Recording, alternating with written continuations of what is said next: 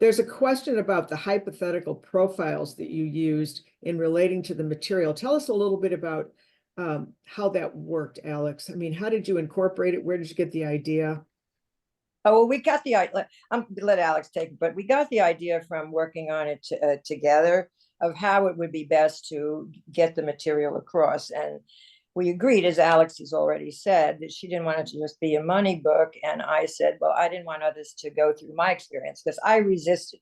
My husband would have been very happy to have me share in all of this information, and I just resisted. So I wanted to present in a way that is readable and relatable how not to do that. And that was the objective in these hypotheticals. So like the 40-year-old has young children, the 50-year-old is a stepmom and issues in that area. So we put them together. We put together these hypotheticals to illustrate the most likely things that would occur during that decade.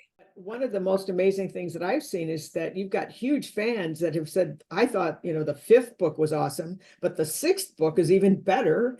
Tell me a little bit about what you do to update this thing, because you and I both know the tax laws change, everything changes, people's needs change. Tell us a little bit about how brilliant you've been able to do that.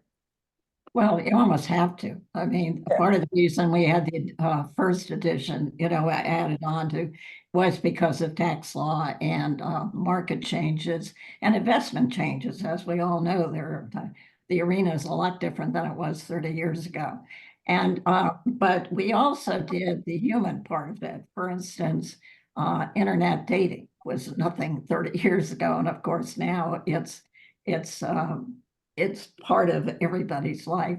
But also, like with the oldest widow, we have her sister in a continuing care facility, and we have her considering whether to go to the thing. This is something a widow in that age group would typically go through, and what to look for in the continuing care. So we don't just deal with the widow, the usual things about how we get over this, but we go through their life challenges.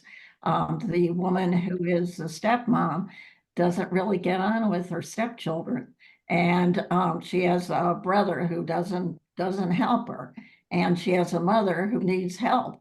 And what is she going to do? Because she, in addition, has just lost the love of her life. So you really get into real life problems.